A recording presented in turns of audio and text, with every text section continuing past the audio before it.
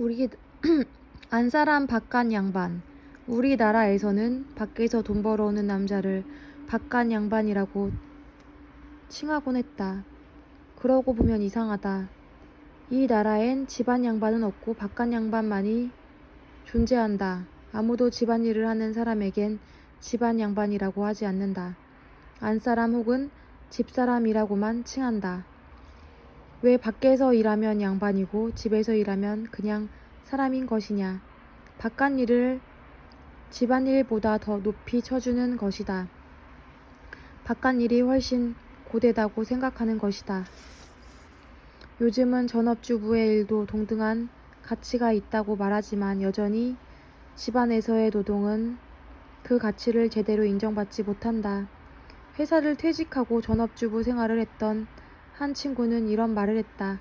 내가 갑자기 돈을 벌지 않으니 아무리 집안 청소며 빨래며 요리를 전담해도 아메리카노 한 잔 사 마시는 것조차 남편 눈치가 보이더라는. 결국 그녀는 전업주부 생활을 견디지 못하고 서둘러 다른 직장을 구했다.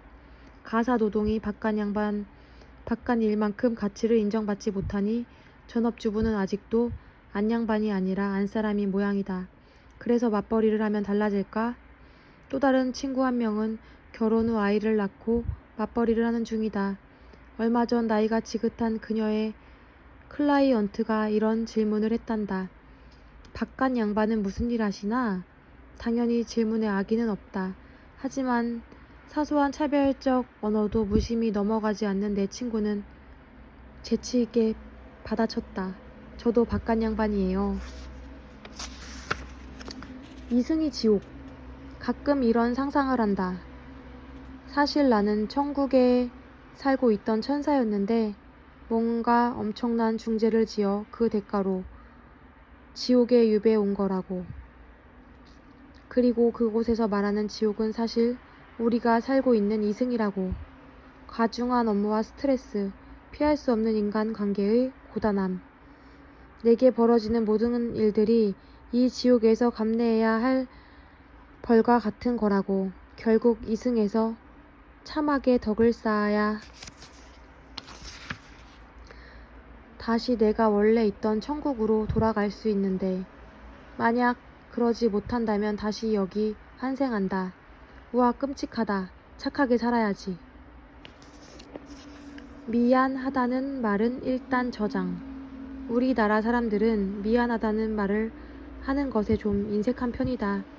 외국에서는 길을 가다가 누군가 내 어깨만 부딪혀도 쏘리, 왼발인데 우리나라에선 오히려 내 잘못이라는 것처럼 눈을 흘기며 지나간다. 비 오는 날 횡단보도 앞에 서 있는데 자동차가 빠른 속도로 모퉁이를 돌다가 내게 물벼락을 뿌린 적이 있다. 구정물을 홀딱 뒤집어쓰고 짜증이 나 마침 신호에 걸린 그 차를 쳐다봤다. 그러자 운전자가 창문을 쓱 내리더니 나에게 한 말이 대단했다. 누가 거기 서 있으래? 당황스러웠다. 미안하다는 말 한마디면 될 것을 차라리 아무 말도 하지 말고 지나가든가. 어째서 상대방의 분노 게이지만 높이는 말을 뱉는 건지 이해할 수 없었다. 같은 나라에서 같은 상식을 배우고 자란 사람이 과연 맞는 건지 의문이 들 정도로.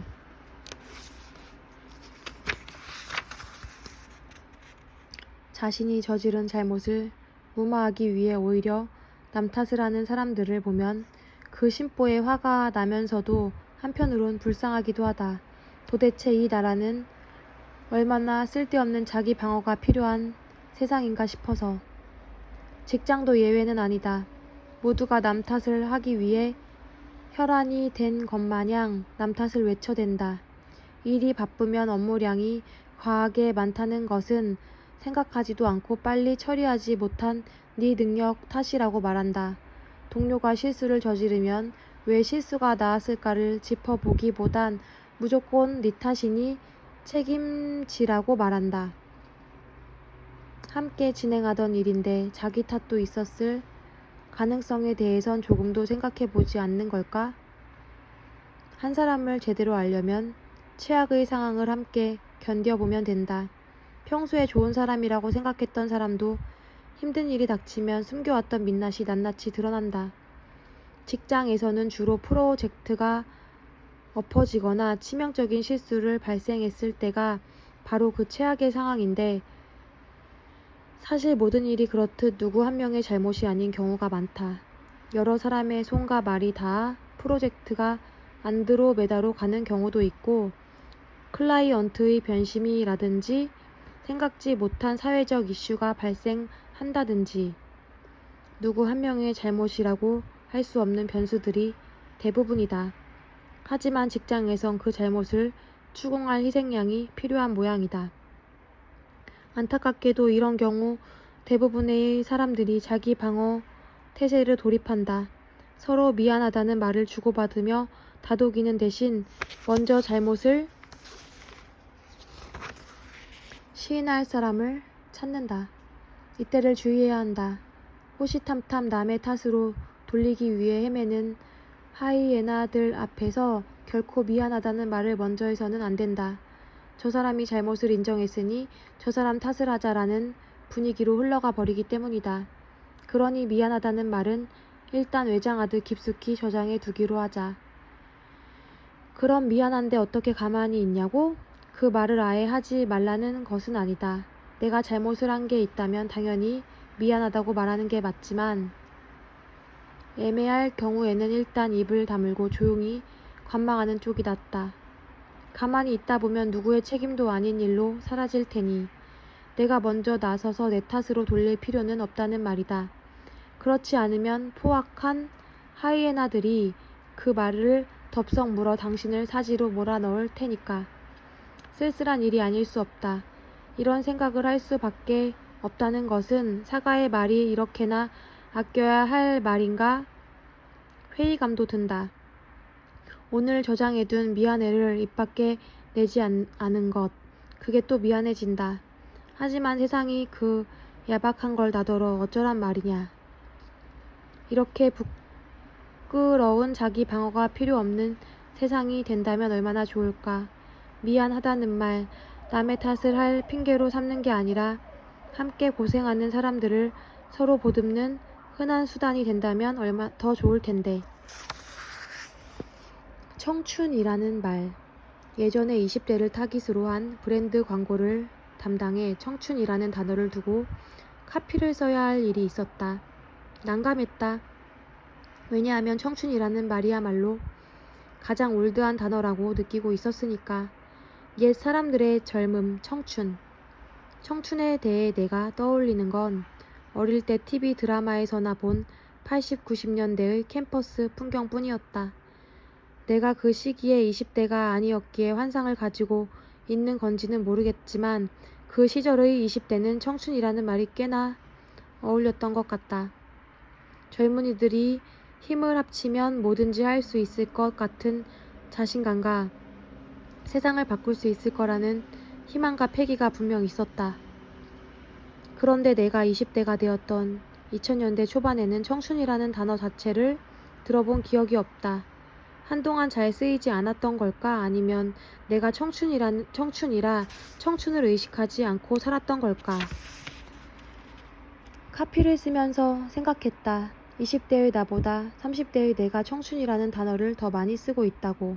나의 청춘은 내가 상상하던 청춘과는 많이 달랐다. 청춘은 단어 자체가 싱그러운 초록색을 연상시킨다.